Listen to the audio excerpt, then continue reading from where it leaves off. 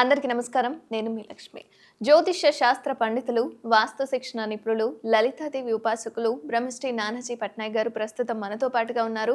నమస్కారం గురూజీ. శ్రీమాత్రే నమః. గురూజీ, ఇప్పుడు ప్రెజెంట్ కుజుడు, రవి వీక్షణలో ఉన్నారు. అండ్ నవంబర్ 16 నుంచి శని వక్రం పోయి స్ట్రైట్ అవుతుంది. గురూజీ, మీనరాశి వారికి ఈ మార్పుల మూలంగా ఎలా ఉంటుంది? ఎలాంటి మార్పులు చోటు చేసుకుంటాయి వాళ్ళ జీవితంలో అనేది? సర్వసాధారణంగా మీనం వారికి ఇప్పుడు జరుగుతున్నటువంటిది ఏంటంటే ఎల్నాడు శని స్టార్టింగ్లో ఉంది. ఇంతకాలము వక్రగతిలో ఉన్నాడు కాబట్టి శని కొంత రిలీఫ్ ఇచ్చినప్పటికీ నవంబర్ 16వ తేదీ నుంచి ఆయన వక్రత్యాగం అయిపోతుంది. వక్రత్యాగం అంటే వక్రగతి పోయి స్ట్రైట్ అవ్వడం. దాంతోపాటు అన్ని రాసులకి ఉన్నట్టు దీనికి కూడా నీచభంగ రాజయోగం పంచమంలోని అష్టమంలోని జరుగుతుంది. పంచమ అష్టమాల్లో కనుక నీచభంగ రాజయోగం జరిగేటప్పుడు ఇక్కడ చిన్న స్ట్రెస్ ఇస్తూ మంచి కూడా ఇస్తాడు. ఏమిటది అంటే ఆల్రెడీ షేర్ మార్కెట్ ఇన్సూరెన్సెస్ మూలంగా ఏదైనా బాగా అనుభవం కనుకుంటే లాంగ్ టర్మ్ షేర్ రిలేటెడ్గా తీసుకునేటువంటి వారికి ఇది ఒక లాభాన్ని ఇస్తుంది, ఇన్సూరెన్సెస్ షేర్ మార్కెట్ ద్వారా. అలాగే సంతానం కోసం చాలామంది చూడబ్బో సంతానం ఇంకా లేదు అనుకునేటువంటి వారికి సంతానం కలగడము, క్రియేటివ్ ఫీల్డ్లో సినిమా ఫీల్డ్ కావచ్చు, క్రియేటివ్ ఫీల్డ్లో కలిసి రావడము, రాజకీయంగా కలిసి రావడం. ఎందుకంటే పంచమంలో ఉండేటువంటి కుజుడు అష్టమ స్థానంలో ఉండేటువంటి రవి మీద దృష్టి పెడుతున్నాడు కాబట్టి రాజకీయంగా కలిసి రావడము, పూర్వజన్మ కర్మ అంటుంటాం ఒక్కోసారి. సహజంగా ఏంటంటే మీనం వారికి 6వ స్థానంలో ఉండేటువంటి రవి అష్టమంలో ఉన్నప్పుడు అది విపరీత రాజయోగాన్ని కూడా ఇస్తుంది అక్కడ. అంటే రవికి నీచభంగము జరిగింది, విపరీతం జరిగింది మీనం వారికి.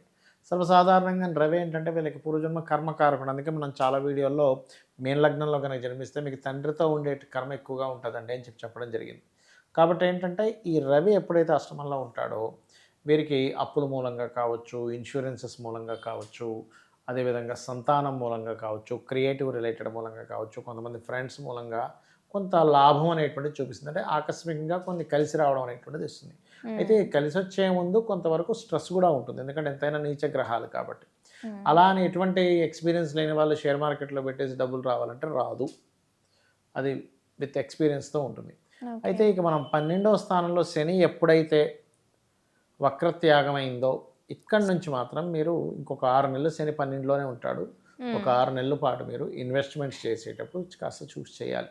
నేను మీనరాశి వారిని చాలామందిని చూశాను కదా, ఎంటర్ అయినప్పుడు అంటే ఒక 18 నెలల క్రితం ఎంటర్ అయ్యాడు మీనంలోకి. ఎంటర్ అయినప్పుడు నేను వాళ్ళని ఏమండి మీరు తొందరపడి ఇన్వెస్ట్మెంట్ చేయకండి అంటే అప్పటికి చేసేసి అవునండి అది ఎంటర్ అవగానే ఇన్వెస్ట్మెంట్ చేసాం, ఎందుకు ఇన్వెస్ట్మెంట్ చేసామని బాధపడుతున్నాము, చాలా లాంగ్ టర్మ్ ఇన్వెస్ట్మెంట్ అయిపోయింది, అది షార్ట్లో తీసుకోవడం కుదరదు, ఇట్లాంటివి ఎక్కువ అవుతుంటాయి అనమాట.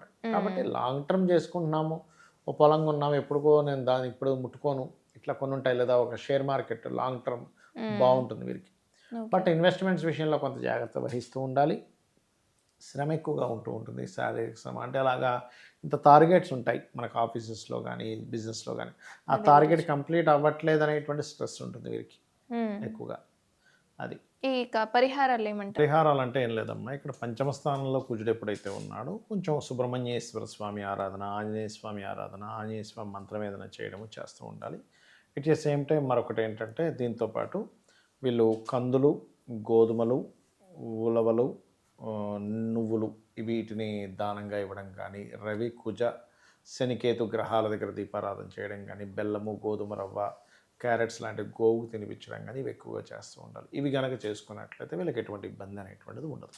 గురూజీ, ఇప్పుడు మన భారతదేశంలో ఉన్న వాళ్ళకంటే అన్ని రాసులు ఎలా ఉంటాయి, ఇప్పుడు మన తెలుగు రాష్ట్రాల వాళ్ళకి తెలుస్తుంది. మొత్తం దేశవ్యాప్తంగా ఈ మార్పు అనేది ఎలా ఉంటుంది? ఒకటేనమ్మా, ఎప్పుడైనా సరే మనకి ముండేన్ ఆస్ట్రాలజీ అంటారు, అంటే మైథుని జ్యోతిష్యము అని. ఈ మైథుని జ్యోతిష్యంలో ఏంటంటే దేశవ్యాప్తంగా కలిగేటువంటి ఫలితాలు మనం చూడండి. క్రోధినామ సంవత్సరం వస్తుంది అనగానే మనం చెప్పుకున్నాం, అంతా గొడవలు, గందరగోళంగా ఉంటుంది. అది అలాగే సాగుతుంది, ఒకటైపోగానే ఒకటి ఏదో ఒక ఇష్యూ మనకు తిరుగుతూనే ఉంది. యూట్యూబ్స్లో మీరు గమనించండి, ఒకటి కంప్లీట్ అవ్వక ముందే ఇంకోటి రెడీగా ఉంటుంది. ఇద్దరు కొడుకుంటారు, అదంతా గోల. ఇంకోళ్ళు ఎవరో ఎంటర్ అయ్యారు, ఆ ఘోరాని ఇదని అదని, రాజకీయ నాయకులు గొడవలని, అక్కడేదో హైడ్రా గొడవలని, లేకపోతే మనకి మీన రాశిలోకి రాహు ఎంటర్ అయినప్పుడే అనుకున్నాం అంత భయంకరమైన వర్షాలు వస్తాయి అని. అది అలాగే జరుగుతుంది. అంటే ఏంటంటే క్రోధినామ సంవత్సరం అయిపోయే వరకు ఈ కుజుడు ఎప్పుడైతే శనిని చూస్తున్నాడో, ఆల్రెడీ చాలా కాలం నుంచి స్టార్ట్ అయిపోయింది ఆయన చూడడం. ఈ యుద్ధ సంబంధించినటువంటివి ఇవన్నీ ఇంకా పెరుగుతాయి. గొడవలు పెరగడము, గందరగోళాలు పెరగడము, మత కల్లోహాలు పెరగడము, పెద్ద గాలితో కూడినటువంటి వర్షాలు రావడము, మిలిటరీ వాళ్ళకి పోలీస్ వాళ్ళకి కాస్త ఎక్కువ పని ఉండాల్సిన పరిస్థితి రావడం ఇటువంటివన్నీ కూడా ఏర్పడుతుంటాయి ఈ కుజుడు శనిని చూడడం వల్ల. అందుకని ఏంటంటే నేను చెప్పేది ఒకటే, కాస్త దూర ప్రాంతాలకి జర్నీ చేసేటువంటి వారు, అదేవిధంగా ఇక్కడ పలానా దగ్గర గొడవ అవుతుంది అనుకునేటువంటి సందర్భం ఉండేటువంటి విషయాల్లోని మీ పర్సనల్గా కూడా ఏదైనా ఈ మాట మాట్లాడితే గొడవ అవుతుంది అని అనుకునేటప్పుడు విషయాల్లోని కొంత జాగ్రత్తగా ఉండాలి అనేటువంటి చాలా స్పష్టంగా చూపిస్తుంది పరిస్థితి అనేటువంటిది. కాబట్టి ఈ విషయంలో చాలా జాగ్రత్తగా ఉండండి. ఇక రెండవది ఏంటంటే, ఇక్కడ దేశవ్యాప్తంగా ఒక ఎత్తు అయితే, దేశవ్యాప్తంగా ఇందాక మనం చెప్పుకున్నట్టుగా గందరగోళ పరిస్థితి ఈ యొక్క కృతనామ సంవత్సరం అయిపోయే వరకు ఉంటుంది. ఎందుకు ఈ కుజుడు కూడా శనిని చూస్తున్నందుకు. రెండవది ఏంటంటే, కొంతమందికి రాసులు నక్షత్రాలు కూడా ఏమీ ఉండవు.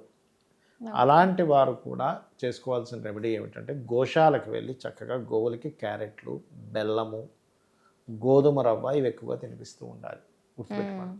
అయితే ఈ కుజుడు రవి వీక్షణ వల్ల, పరస్పర నీచభంగ రాజయోగం వల్ల ఇందాక మనం చెప్పుకున్నాం ఒక్కొక్క రాశికి ఆ రకంగా నీచభంగ రాజయోగం ఇస్తుంది.